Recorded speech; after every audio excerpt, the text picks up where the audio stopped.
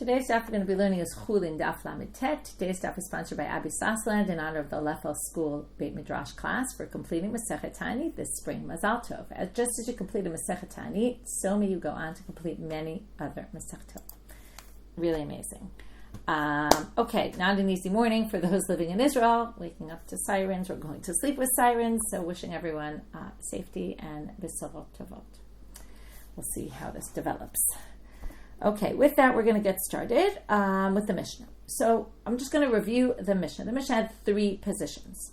Someone who slaughters an animal for Ovei Kochavim, maybe even it's a good point to start now with a Rashi. We're going to meet later today.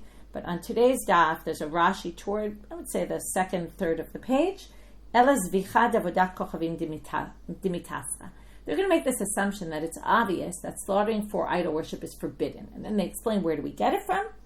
And they say this is from a sugya in Avodah Zarah that we learned, that if someone slaughters an animal for idol worship purposes, it's forbidden to benefit from it. And that's because there's a pasuk, zivchei mitim. It calls them, they ate zivchei mitim. This is in Baal Peor. It's a pasuk about Baal Peor, about what happened in the desert. And then it says, why is it called a metim? Just like a mate, just like a person who dies is forbidden to benefit. You can't benefit from a dead person. You also can't benefit from idol worship. Okay, and that's the idea here, that basically idol worship is forbidden to benefit from an animal that was slaughtered for idol worship. Okay, that's the zivchei is slaughtering, metim, they're like the dead, they're forbidden to benefit. So the basis of this Mishnah, that's really the basis of this Mishnah, that if you slaughter an animal for idol worship purposes, it's forbidden to benefit from. And if it's forbidden to benefit from, obviously the shechita is no good. So then we have this machloket, though. Maybe the shechita is good. We saw two opinions that the shechita was good for two different reasons. Okay, Rabbi Eliezer is the simplest, he forbids. What does he say? If you slaughter for an idol worshiper, the assumption is that most idol worshippers slaughter for their gods, and therefore it's going to be forbidden. So number one, he has to say two things to say that. Number one, the assumption is most idol worshippers slaughter animals for idol worship purposes. Number two, you have to say that the intent of the owner of the meat is what's important. Now, the rabbis agree with him that it's the intent of the owner that's important, but the rabbis think, the Tanna Kama position thinks that, we're not going to assume that every idol worshiper, most of their slaughters are for the purposes of idols, for idol worship. No, most of their slaughters are to eat the meat. There's nothing wrong with slaughtering an animal for a non-Jew. Then Rabbi Yosi comes and makes this kal v'chomer. He says, what do you mean? When it comes to pigul and the world of sacrifices, in the world of sacrifice, pigul, lishma, where your machshava, your intent is so important, okay? And there, whose intent is important? It's not the owners, like the other one said, right? They claimed in pigul it is the owners. That's what we saw in the Gemara. But he says, no, it's the Kohen. Well, what's the parallel here? If there, when intent is so important and we don't even care about the intent of the owner, then also here, where intent means nothing, then, which we're going to have to deal with what that means exactly, but right now we assume, okay, intent means nothing here. Intent is not important. Therefore, for sure, we're not going to take into consideration the intent of the owner. It's only the intent of the slaughterer, and that's a Jew, and therefore there's no problem. So we have two people that permit, but for completely different reasons. Now, we explained the machloket at the end of yesterday's daf that the Tanna Kama would say, though, if you know, this is all because the Tanna Kama says, it's just because we don't assume that they all want to worship idols. But if they tell you, I want to do this for idol worship, it would actually be forbidden, right? Rabbi Eliezer would forbid in any case, and Rabbi Yosi would still say it's permitted because we don't care about the person's intent. Now we're going to have another explanation of the machloket, starting from 3 lines from the bottom of Lamed Chet Amud. Ika da'amre, some people say, they actually, Tanna Kama and Rabbi Eliezer disagree in a case where we know they wanted to do it for idol worship purposes. Now we're going to have a different way of understanding the opinions. Tanna Kama saval ki amrinan ze machashev v'ze oved. When we say basically that the intent of the owner is relevant, okay, those are the words ze machashev. This one thinks, this one has an intent, and the other one is doing the work, though, right? And yet we take into consideration the opinion of the one who's not doing the work. Like we said, the rabbis and Rabbi Eliezer both agree about this. This is Rabbi Eliezer, Rabbi Yosi's opinion in Pigul. Well, that's When the intent happens, what's inside? In the temple. That's only for pigul, for lishma. This has nothing to do with outside the temple. Outside the temple, there's completely different rules. Ava b'chutz lo. We're not going to take into consideration the opinion. Now, in this case, the rabbis are going to agree basically with Rabbi Yosi in the end, because they're going to say, we don't learn it from, right, Rabbi Yosi had a different way of doing it, but he's going to say, when we say the intent of the owner is important, that's only in the temple. Outside the temple, it's the intent of the slaughterer. Okay, when we're talking about Chullin, there's no connection. Because chutz mipnim lo yalfinan. This is a principle we see many times. Can we learn things outside the temple from inside the temple? There's always these debates about it. And that's the debate between Rabbi Eliezer and the rabbis. So the rabbis say, or Tanakama we could call it, says, no, we don't learn what goes on outside from what goes on inside the temple. Va'ata Rabbi Eliezer l'meimar, comes Rabbi Eliezer to say, yalfinan chutz mipnim. We do learn chutz mipnim. If in pigul, it's the machshava of the owner, then also here it's the machshava of the owner. Va'ata Rabbi Yosi l'meimar, and then in comes Rabbi Yosi and says, okay, whether you learn pnim from chutz, afilu b'fnim nami, even b'fnim we don't take into consideration the owner. Okay? Because then machashev is ove lo amrinan, because again, that's the big machloka between Rabbi Yosi and the other two. Rabbi Yosi thinks in pigul it's the intent of the kohen, and the other two think it's the intent of the owner. So he says, whether we learn or whether we don't learn, it doesn't matter. Even inside, we don't take into consideration the owner's opinion. So obviously here we're not going to take it into consideration, and it's totally fine. Okay. Now we're going to leave our sugya for a minute, although it's going to sound similar, but I'm going to point out all the differences between this sugya and the other, and our sugya, and then we're going to see why the Gemara brought this. This is a repeat sugya that we've seen a bunch of times. The Masorah Hashas tells us that, right? That's where you can find where else it appears. It's in Sanhedrin Daf Samach, in Avodah Zarah Lamed Daled, and Zvachim Daf Yud. Okay, so we've seen this already 3 times. Hashochet et habema lizrok dama lavodah zara ulaktir chaba lavodah zara. So if you take an animal and you slaughter it, in order to, now remember, there's different actions when you slaughter the animal. You have an intent while you're slaughtering to sprinkle the blood to pour the blood for avodah zarah purposes. So while you're slaughtering, you're not slaughtering it to slaughter for avodah zarah. You're slaughtering it with the intent that I'm going to, right? In our Mishna, the whole question is stam machshevet ovei kochavim, that we want to slaughter animals for idol worship. Here, there's 2 differences. Number 1, you're thinking while you're slaughtering about sprinkling the blood. That's a different action. So this is what's called me'avodah lavodah. You're thinking, mechashvin, me'avodah lavodah. You're thinking during one action about doing something during a different action. Okay, so your avodah zarah thought is not about the shechita. Or laktir chabal avodah zarah. Or either, right, to sprinkle the blood, or to burn the fats for the purposes of the idol. So Rabbi Yochanan, and the other difference is, there's no non-Jew in the picture. This is all a Jew, okay? A Jew is thinking while they're slaughtering the animal for themselves, okay? That I'm going to slaughter this for, I'm going to sprinkle the blood for idols. Rabbi Yochanan amar psula, Rabbi Shimon ben Lakish amar muteret. So Rabbi Yochanan says, this is no good. Rabbi Shimon ben Lakish says, Reish Lakish, it's permitted. Okay, let's see why. Rabbi Yochanan amar psula mechashvi me'avodah lavodah. If I'm in one action and I have a thought to do another action, okay, that's effective. My thoughts are effective, meaning I ruin my shechita. Okay, so this is called the shechita for avodah zarah. It works in the temple, and yafinan chutz mipnim. And now, why does it work in the temple? We know it works in the temple because of pigul. Remember what pigul is? Let's remind you, or for those who never learned it, pigul is, while I'm slaughtering the animal, or let's just give that as an example, I have a thought that I'm going to sprinkle the blood beyond its designated time. That's the definition of pigul, that I'm in one action and I'm thinking about a different action that I'm going to do incorrectly. Okay, incorrectly in the particular way that I'm going to do it beyond its designated time. Or while I'm sprinkling the blood, I think I'm going to burn the fats on the altar tomorrow, which is not allowed.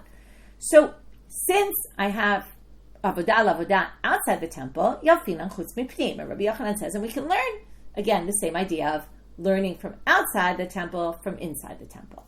So, therefore, if I'm slaughtering an animal to sprinkle the blood for idol worship, with that thought in my head, I'm going to later sprinkle this blood, it's already forbidden to benefit from, okay? This idea that I did it for the intent of idol worship. Reish Lakish amar muteret. Why? Very simple. Okay, it says both things against Rabbi Yochanan. Number one, ein mechashvim avodah lavodah. If I slaughter an animal with the intent to slaughter that animal for the purposes of idol worship, that's one thing. But if I slaughter it with no wrong intent for the slaughtering, but I'm thinking that I'm going to sprinkle the blood for idol worship, it's not effective. Not in the temple, and lo gamrin chutz mipnim. Now, it doesn't work in the temple. In Pigul, it obviously works, okay? But it doesn't work in another case, which we're going to see in a minute, okay? But, see, number one, he doesn't think that there's such a concept, and he also doesn't think, lo gamrin chutz mipnim, we don't learn outside the temple from inside the temple. So we're not going to learn this from Pigul. V'az du l'ta'amayu. Now, they're consistent within their opinions, de'itmar, as it was said, shchata lishma, lizrok dama shelo lishma. What if I slaughter an animal for its own sake? Meaning, I slaughter it, I have an animal that was designated for a korban olah, and I slaughter it with the intent it's going to be a korban olah, but I have in mind that when I sprinkle the blood, and it's while I'm slaughtering, I think, I'm going to sprinkle the blood for shelo lishma, for a shlamim. Okay, I'm going to sprinkle the blood as if it's a shlamim. Okay, why you would do this right is always strange. If my thought about shchita is lishma, okay, forget about why I would ever do this. But if you have an intent, now this is also mechashvim avodah lavodah, right? Except what's the difference? It's inside the temple. Well, guess what? Exact same machloket. Well, we knew that because it said azdu l'ta'amayu. They're consistent with their opinions as appears in this other machloket.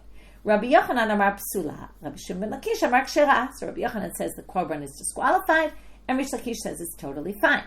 Rabbi Yochanan amar psula, mechashvim avodah lavodah, v'gamrina mimachshevet pigul. Okay, this time you don't say chutz mipnim because they're both pnim. But since we all know that that's how pigul is defined, the question is, can you learn from pigul to lishma?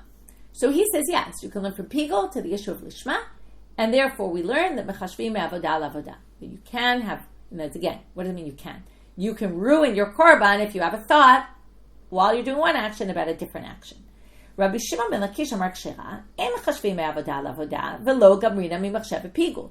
So the fact that exists for pigul is for pigul only. We don't apply from pigul even to lishma, even though it's in the temple, right? Last time he had to say we don't learn outside from inside. This time it's even inside to inside, but he's saying we don't learn from pigul to lishma. It's a unique halacha by pigul, not true for anything else. Now they have to say utsricha. Okay, well if Rabbi Yochanan and Reish Lakish basically say we're not going to learn from pigul, or we are going to learn from pigul, and mechashvim avodah lavodah lo mechashvim, why do we have to say that they said it in both cases? We could have just said one machloket and learned the other. So now we have to explain why we couldn't have learned one from the other. It's kind of obvious. But utsricha, di'it mar baha. If we had the first one, which is outside the temple, you would have said, baha ka'amar Rabbi Shimon ben Lakish. This case, Rabbi Shimon ben Lakish says what he says, mishum dechutz mipnim lo yalfina, because he says, I'm not going to say, right, avodah lavodah doesn't work, having a thought about one act about a different one, while you're in one act about a different one, because we're not going to learn outside the temple from inside the temple. However, but maybe when it comes to inside the temple, the issue of lishma, maybe in lishma he would learn. And that's why they have to say, no, he thinks there also, there's no disqualification if your thought was about a different action than the one you're actually involved in right now. Now, for the same reason, itmar baha, if you had it only in the second case, you would have said, Bahi ka'amar Rabbi Yochanan. That's where Rabbi Yochanan says, Mechashvim me'avodah lavodah, because Lishma and Pigul are very similar, because they're both inside the temple. Aval beha, but maybe in our case, you might have thought, Rabbi Shimon ben Lakish. Maybe they agree with Rabbi Shimon ben Lakish that you're not going to learn chutz mipnim. And that's why, right, you're not going to learn outside from inside. And that's why it's shricha. That's why you needed to say they argue in both cases. Because you could have made an argument that Reish Lakish would agree with Rabbi Yochanan inside, or that Rabbi Yochanan would agree with Reish Lakish outside. Okay, now we're going to bring in difficulty, and this is the reason why this sugya is here, is because we're going to bring in difficulty both on Reish Lakish and on Rabbi Yochanan from our Mishna. Mativ Rav Sheshet, Amar Rabbi Yosi. So Rav Sheshet comes and says, Rabbi Yosi said the following, right? Kal v'chomer hadvarim. Let's remember, this is just a quote. We already learned this, but let's read it again inside. Ma bimkom shamachshava poselet b'mukdashim, in the place where your machshava ruins things, in the world of kodshim, right, sacrifices, And yet, ein hakol holech el achar oveh. We don't care what the owner thinks. It's only the one who's doing the action, the Kohen. So makom she'en machshava poselet. So in a place which is more lenient, because machshava doesn't ruin it at all. Here's going to be the problem. Ein odin shelo yehei hakol holech el achar shochet. What do you think then? It would obviously then only go, right? We wouldn't consider at all the owner's intent, right? Where intent is not a factor, how can we consider the owner's intent? Now, it's hard to say the intent is not a factor. Of course, the intent is somewhat of a factor, and that's going to be the problem. There wouldn't be an issue at all if the intent wasn't a factor. What does it mean? There's no intent is not a factor in Chullin. If you're going to say intent never disqualifies an animal outside the temple, any intent for idol worship, well, how could you have a case of slaughtering for the purposes of avodah zarah? We already know, this is what we talked about, the zivchei metim, and this is where Rashi says it, that we learn that zivchei metim, slaughtering for the sake of an idol. Now, what does that mean? If not, I slaughtered it with the intent that I'm slaughtering it for idol worship. I'm going to bring this in front of an idol and offer it up. That's forbidden b'hana'ah, as soon as I have that intent. So there's obviously intent that disqualifies in Chullin also. So what is Rabbi Yosi talking about? Elapshita, what must it be? The only way to say, when is intent a factor in the world of Kachim and not a factor in the world of Chullin? What kind of intent? Elapshita me avodah la avodah. Get it? The intent that's not a factor in Chullin and is a factor in Kachim is specifically this one. Thinking from your intent while you're doing one action, thinking about a different action. Okay? And then we're going to say like this, and this is going to be the problem. What Rabbi Yosi says is, in the world of Kachim, any intent during one action is going to, right, while you're doing one action and you think about another action, like I'm thinking while I'm slaughtering, that I'm going to sprinkle the blood beyond the designated time, which is pigul. Or, what else would be in the world of Kachim? That while I'm slaughtering it lishma, I think but I'm going to basically sprinkle the blood lo lishma. Okay? So in the world of Kachim, avodah lavodah works, it's effective. But in the world of Chullin, that same parallel case is not effective. Okay?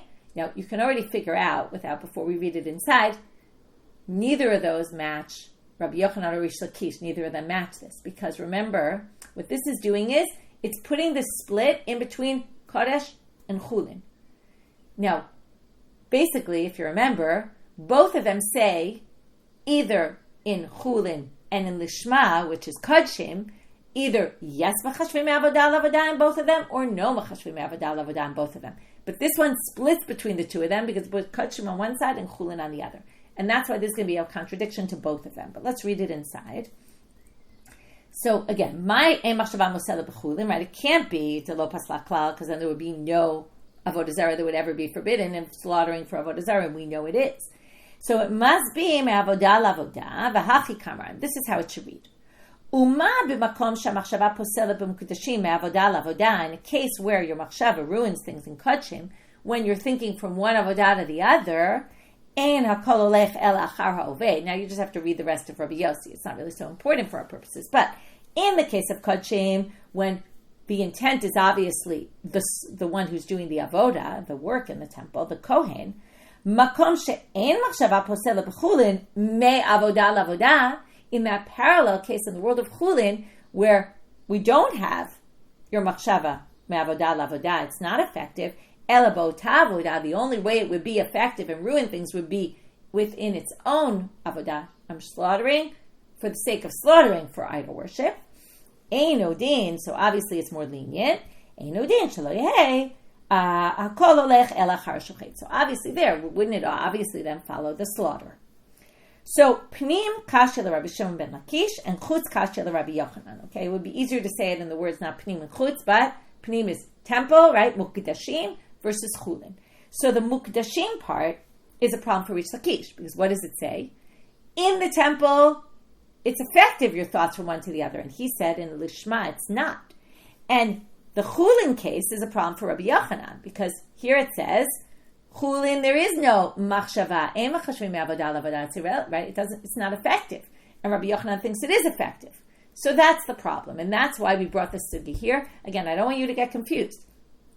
The pnim and all that, and the machashvim avodah lavodah is all one person, is one owner, right? It's all the same person who's doing it for their own sake, right? They're doing it for the sake of idols, but it's all their korban. It's not like there's two different people, and that was the whole discussion in the Mishnah, the Jew and the non-Jew.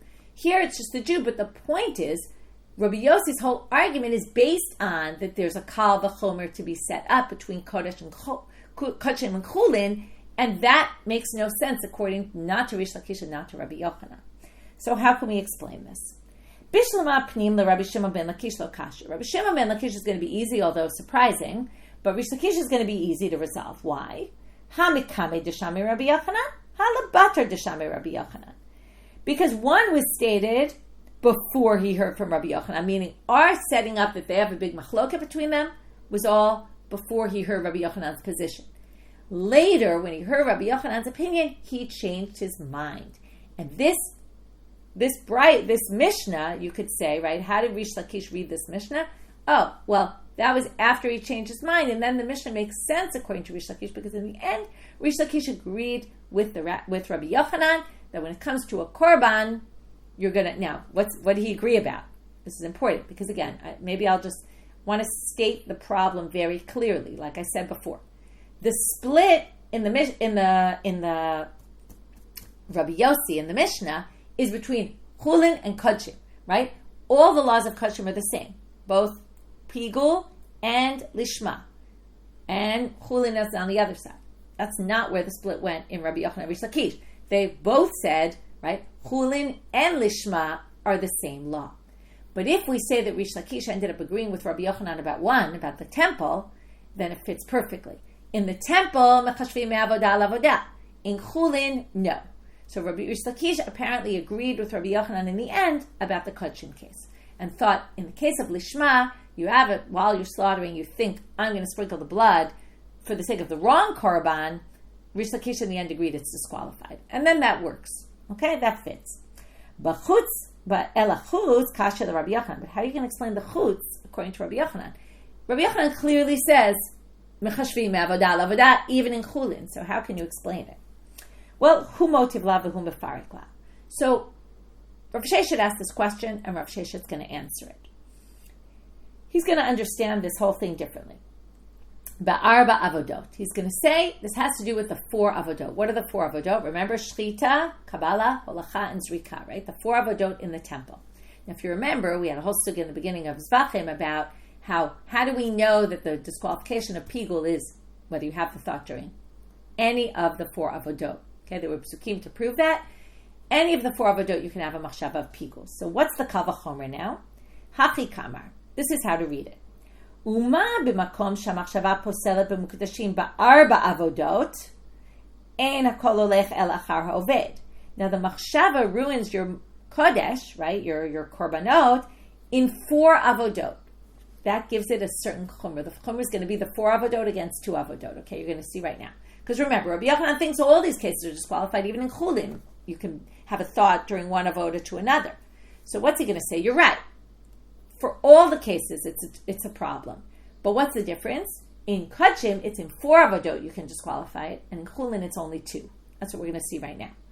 So in the world of Kodshim, machshava ruins it in 4 avodot, and yet here goes the kal v'chomer, ein hakol holech el achar ha'oved, and we still don't care. Right? We don't care there about the owner, even though it's a high level disqualification because it goes on in any of the 4 avodot.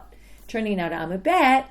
Makom she'en machshava posela b'chulin ela b'shtei avodot. Now, it's not that ein machshava posela b'chulin at all. Remember, we started thinking when we read the Mishnah. I just want to show the progress we've made, or the progression here. We started with thinking no machshava ever disqualifies in chulin. We said that can't be, because of course it does. Hashochet l'avodah zarah is a problem, okay, and that's all intent. So you can't say that. So we said, according to Reish Lakish, ein machshava poselet from avodah lavodah. Okay, shchita and shchita, yes, but shchita and thinking about zrika will not. According to Rabbi Yochanan, we're going to say, oh, it is poselet b'chulin, but not in all 4 avodot, because in chulin there is no kabbalah and holacha. Any thought you have about those are irrelevant in the world of chulin. So it is posel b'chulin, but just not in the same way that is posel in mukdashim. In mukdashim it's more severe, because in all 4 avodot you're going to have a disqualification. But In this case, it's only b'shtei avodot, so ein odin shelo yehei al kol olech el achar shochet. So because it's got that stringency against the leniency, right? Wouldn't you think in the lenient case it also isn't going to follow, right, the owner? It must only follow the slaughterer, and it won't be a problem.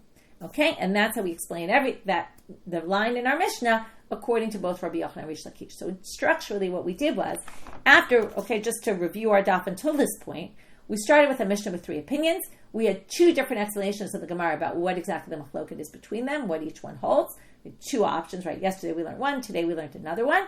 Then we brought in a completely different sugi, not completely different, but somewhat different, Jew and Jew, right? A Jew with his own thoughts or her own thoughts, and also 2 different avodot, right? The thought during one about a different. We brought the machloket. We mentioned they say the same thing in a different area. We say, oh yeah, it's the same, and why do you need both then? And then we moved on to say, our Mishnah, and that's why we brought it, this line, this one problematic line that Chullin, no machshav, is disqualifying. What does that mean? We assumed it meant from avodah lavodah, and then it didn't make any sense, not according to Reish Lakish, not according to Rabbi Yochanan. In the end, we explained it according to each of them. Now I'm going to bring a braita that supports Rabbi Yochanan. Tanya kavatei de Rabbi Yochanan. Hashochet et behema lizrok dama lavodah zara ulaktir chaba lavodah zara harei elu zivchei metim. If you slaughter an animal with the intent to sprinkle, again, this is exactly Rabbi Yochanan. You slaughter an animal for yourself, right, with the intent to sprinkle the blood a different avodah for idol worship, or laktir chaba lavodah zara, or to burn the fats for idol worship. Harei elu zivchei metim. Okay, this is zivchei metim, that's what we call it, right? That's forbidden to benefit from. Shchata v'achar kach. Okay, that's it. That's the braita that shows Rabbi Yochanan's position. Michashvi me'avodah lavodah, it disqualifies. Now the Gemara brings another case. Shchata, okay, this is a whole new sugya, although connected to the previous, not to our Mishnah really, but to the previous. Shchata v'achar kach yishev aleha. If you slaughtered and then you later, okay, this is the machashvi me'avodah lavodah, but different. This is, I slaughtered it without any intent whatsoever. Then I thought, I'm going to sprinkle the blood. I'm going to sprinkle the blood for idol worship after I finish the slaughtering. So I'm not in the slaughtering anymore. This happened in Caesarea. Velo amruba lo isur velo hetel. They left this open. They said, we're not, it's almost not even leaving it open. They said, we're not going to forbid it, but we're also not going to permit it. Okay, that leaves you kind of in the middle, like, what are you doing? But we're not going to forbid it, we're not going to permit it. So now we want to understand. Amar Rav Chisda, lo amru ba'isur mishum kvodan derabanan. Okay, they're going to connect this back to our Mishnah. They didn't say it's forbidden because of the rabbi's position. Now, what's the rabbi's position? We don't assume that an oved avodah zarah is going to do something for avodah zarah unless they tell us. Okay? Now, this is a little different because it's a Jew. It's not an oved elilim, but on the other hand, it is an oved avodah zarah because in the end, he said, I'm going to sprinkle the blood for idol worship. So the rabbis say, we don't assume, right, maybe, okay, fine, later he did it, but at the point where he slaughtered it, we don't assume that he was doing it for idol worship. Again, he's a Jew, he's not a non-Jew. On the other hand, he's an idol worshiper in the end.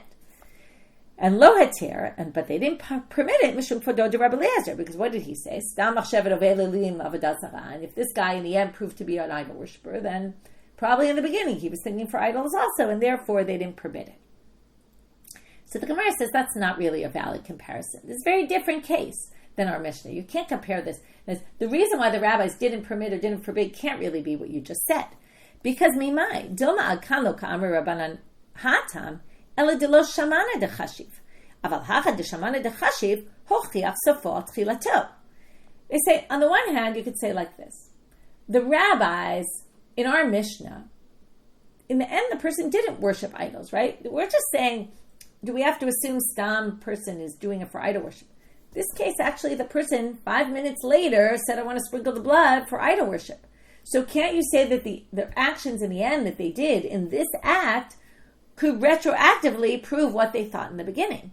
So actually, the rabbis who were permitted in the Mishnah might here say this is different because in the end, the person did want to use this animal for idol worship. So maybe you should forbid it.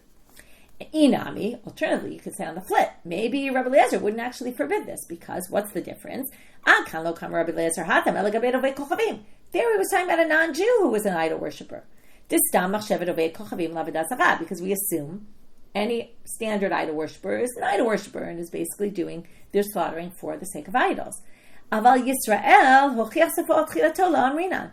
a Jew, until, this is like innocent until proven guilty. You're Jewish till you prove you're not going to be Jewish about things. And when you decide to worship idols and become what they call a meshumad and leave the fold because you're saying I'm worshiping idols, we're only going to count it from the moment you do it. We're not going to go before and say, 5 minutes before you must have figured to do that. No, it must be at that moment. We're not going to go backwards. At that moment, you're considered a meshumad, but before that, not necessarily. So therefore, this doesn't really relate to Rabbi Eliezer Rabbanan's machloket, okay? Because there's really two differences. One difference is eventually the person actually later, with this same animal, they actually did want idol worship. And it's Jew and Jew, not Jew and non, right? It's not Jew, non-Jew. Okay, it's one Jew, him and himself doing the slaughtering. But there's no, right, it's not a non-Jew. So now Rav Shizbi comes and says it wasn't rabbis and Rabbi Eliezer, it was a completely different sugya and a completely different person who we haven't even brought up here. This has to do, the reason why they didn't permit was because out of respect for Rashbag, Rabbi Shimon ben Gamliel. So now the Gemara needs to figure out, okay, Rabbi Shimon ben Gamliel appears in many machlokot in the Gemara, so in the Mishna, or Tanaitic sources. Hey, Rabbi Shimon ben Gamliel, which opinion of Rabbi Shimon ben Gamliel are we talking about here? Ilema, now ilema always means if you say we're going to reject this. But let's get into this whole sugya in gitin. Okay, I want to remind you of a particular thing, which is yibum. Okay, yibum is when a man has no children, his wife, if he dies, no children, his wife is supposed to marry the brother, and if not, they do chalitza. Okay, but it's a whole to-do.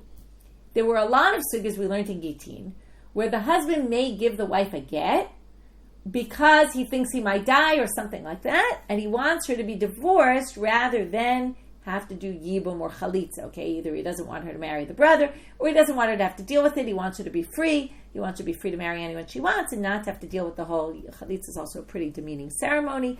So there were all these situations where people would give a get like on condition or things and whether it works or not, right? But there's a whole to do about that.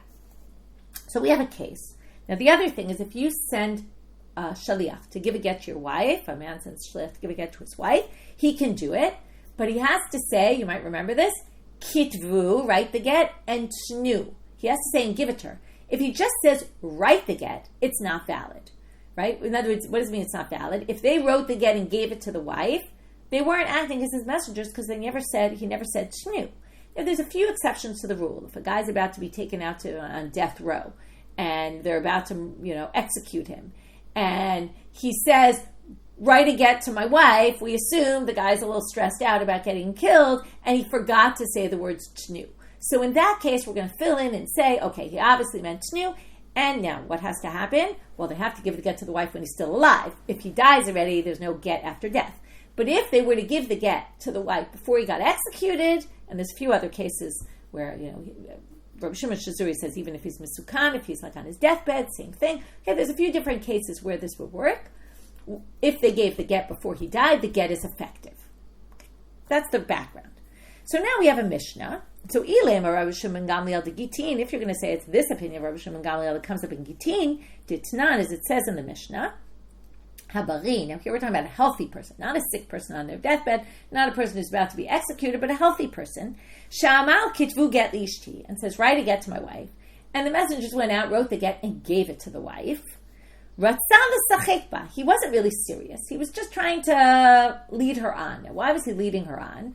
So Rashi says that she'll stop bothering him, telling him, please give me a get so that I don't have to do yibum if you die. And it was annoying him already. So he said, fine, write a get to my wife, just so that the wife would think, okay, it's dealt with. And she'd stop nudging him about it. Okay? So he didn't really mean give the get to my wife, because he was healthy. There was no reason he was going to die. But then the Mishnah cites this case. Umaaseh bebari sha'amar kitvu get lishti. There was a case where there was a healthy person, a healthy man, who said, give a get to my wife. They gave her a get, okay? They wrote it, they gave it to her. Ve'ala legag, and he went up to the roof. V'nafal v'met, and he fell off the roof and died. Amar Rabbi Shimon Gamliel. So Rabbi Shimon Gamliel said, remember, we're looking for an opinion of Rabbi Shimon Gamliel. What did he say? Im matzmo nafal harei get. If he fell on his own, meaning he jumped off the roof and killed himself, well, that would be a get. Okay, because what is this? Tchilat, right? So fo muchiach al tchilato. The fact that in the end he killed himself, obviously now he might have been healthy, but probably not mentally healthy, but physically healthy, and you didn't see signs of it, but in the end he committed suicide. It was clear he was trying to give a get to his wife to exempt her from yibum. So the get would be effective. Again, she would have to have accepted it before he died.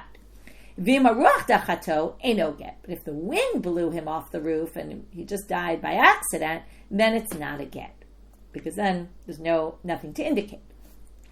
Now, before we explain the obvious, but the Gemara says, but isn't this why are we bringing a case that contradicts the law? The law was, if he says kitvu get, it's not a get. It sounded like no matter what. So they say, this word's missing here in the Mishna, and this is how it should read.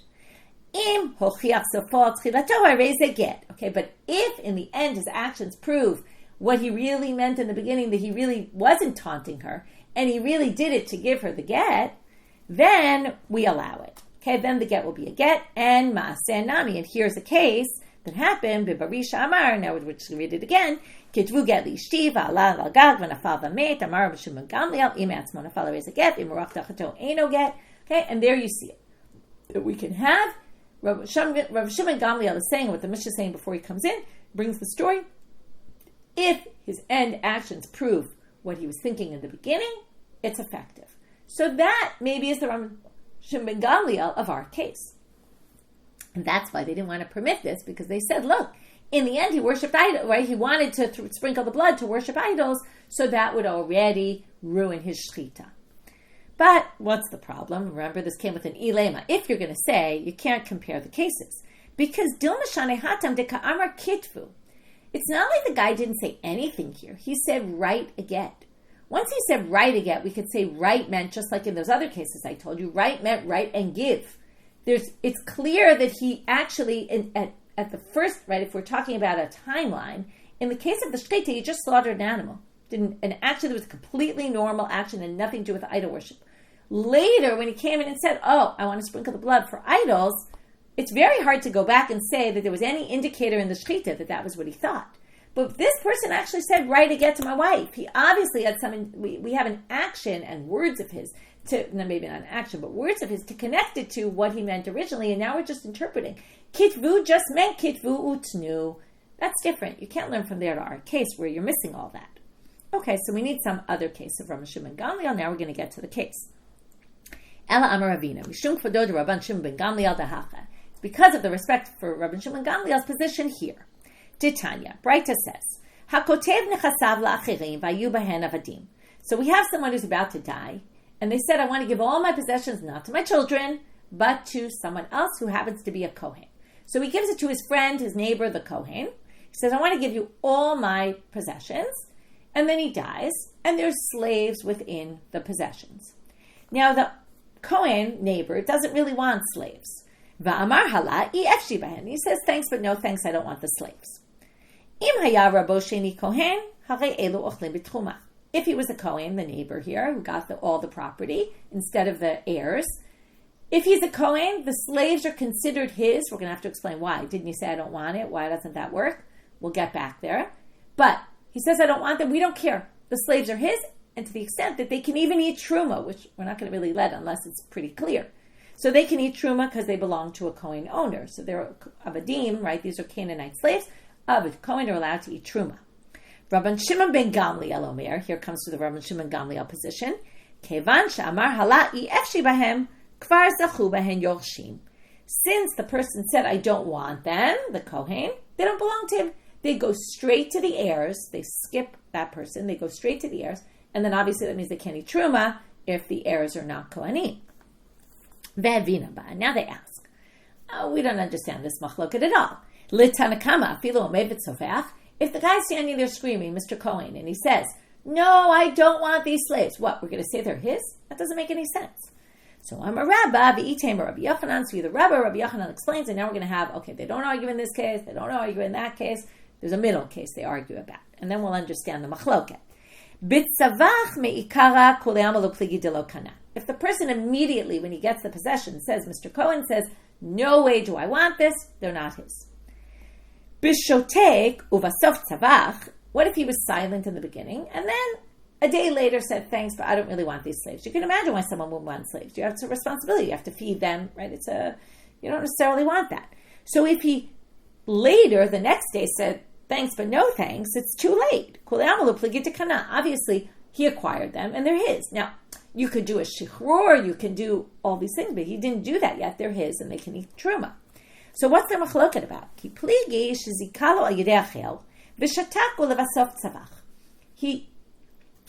The ownership passed on to someone through a middle person.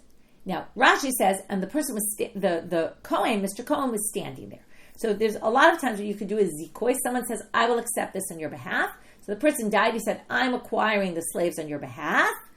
And the guy was silent. Mr. Cohen was standing right there and didn't say a word. And then later said, I don't want them. Right? Presumably when they, let's say, were walking into his house. So Tanakama, and then that's the machloket. Tanakama savar midashate kananu. Look, he was silent at the first moment. When the person took ownership for him, he was there, he saw what happened, he didn't say anything. Okay, he acquired them. And when he later screams, he changed his mind, but it's too late. Here we go. Rabbi Shimon Gamliel says when in the end, when they start coming into his house and he says, I don't want you coming into my house, it proved that he didn't even want them from the beginning. Now you have to explain, why didn't he say anything? Well, why didn't he argue in the beginning, the scream in the beginning?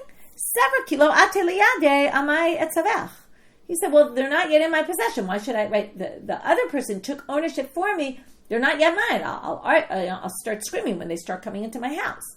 So there was no point to scream at that point. And what do you see? Since later he did something, that indicated now. Okay, so that is the Rabbi Shimon Gamliel, and that's why they didn't permit it. Because they were worried about maybe we should be concerned for his opinion. Now they didn't permit it, they didn't forbid it, because maybe we should be concerned for the other opinion. So because of that, it's this machloket and not the machloket in our Mishnah. Okay, now back to our Mishnah. Well, how do we paskin? Amar Rav Yehuda Amar Shmuel, halachat ke Rabbi Yosi. We paskin like Rabbi Yosi, that it's the owner's intent, the slaughterer's intent. We don't care about the owner, and therefore there's no problem actually. So if I slaughter an animal on behalf of a non-Jew, it's totally fine. Doesn't matter what he intended, because his intent is not relevant. Now we're going to have two stories, and with that we'll finish. So there were Arab merchants that came to a city, Tzukunya. Yahuv dichre letabachei Yisrael. So the Gentiles came and gave these animals to Jews, these rams. Amru lahu, they said to the Jews, we want you to slaughter our animals. Dam v'tarba l'didan. We want the blood and the fats to give to our idols. Mashka ubisra l'didchu, and you take as your salary the hide and the meat. Shalcha Rav Tuvi bar Rav Matna l'kamei to Rav Yosef ki agav namai. So Rav Tuvi bar Rav Matna sends to Rav Yosef and says, what do we do? Is this allowed or not allowed? Can we do this? Shalach le hachi amar Rav Yehuda amar Shmuel halachat ke Rabbi Yosi. Yeah, don't you know, Rav Yehuda paskin in the name of Shmuel. We paskin like Rabbi Yosi. It's totally fine. So, in fact, you can do that. But now we're going to end with Amar le Rav Acha b'reid Rav Avia le Rav Ashi le Rabbi Eliezer. Okay, so Rav Acha b'reid Rav Avia says to Rav Ashi, according to Rabbi Eliezer. Now remember Rabbi Eliezer, he's the stringent position, and says we take into consideration the owner and we assume stam avodah zara, right? Ovei l'elim is for avodah zara. So according to him, not that we paskin this way, but according to him, what would happen in the following case? Yavle zuzeh l'tabach Yisrael mai. What if a Gentile walks into a butcher shop of a Jew and says, I'm going to give you some money. I want a piece of that meat that you're going to slaughter. Now, the question is, does he own the meat? In which case, is he the owner and the owner's intent is relevant? And therefore we assume stam for oved avodah zarah. Or does he not own it? Because it's not like the previous case where they gave their animal to the Jew and said, you take as your salary this. They clearly own the meat. Here he's not really the owner. Or is he? That's the question. So it's going to be an interesting answer. Amarle, chazina. We look. What do we assess? We assess, i'inish alamahu. It's all going to depend on, is the person a bully, like a strong bully kind of guy, or not? What does that mean? If the non-Jew is a bully, In what sense do we call him a bully, like a strong person? That if you were to say, I don't want to give this meat to you, take your money back, you can't. He won't let you. Okay, the guy's going to say, give me this piece of meat or I'm going to kill you, okay, or something like that. If he's that kind of person that you have no ability to say that, then basically he acquired that piece of the meat because there's no turning back. You can't say, I don't want your money, I'm not interested. If that's the case, he owns part of this meat. So if you slaughter that animal and he just wanted a little piece of it, the whole animal's a problem because it was slaughtered for the intent of that person. And ilo, if not, amarle, say to him, reishach v'har. You can smash your head against a mountain, some kind of phrase like that, like take your money and I'm not interested. Okay, so if you can do that, then it's not really owned by him and then it's fine. But if you can't do that, then it's owned by him and then you can't do it. But again, that's only according to Rabbi Eliezer because we don't paskin that way. Okay, so we'll start with the next Mishna tomorrow because it's just a little bit on this page. Whole new topic. So anyway, we're now on, not whole new, but okay, we had our Mishnah with 3 different opinions, which kind of broke into 2 or in one camp, one in the other camp about pigul and whether it's the owner or the kohen that's important, and that affected how we view it here.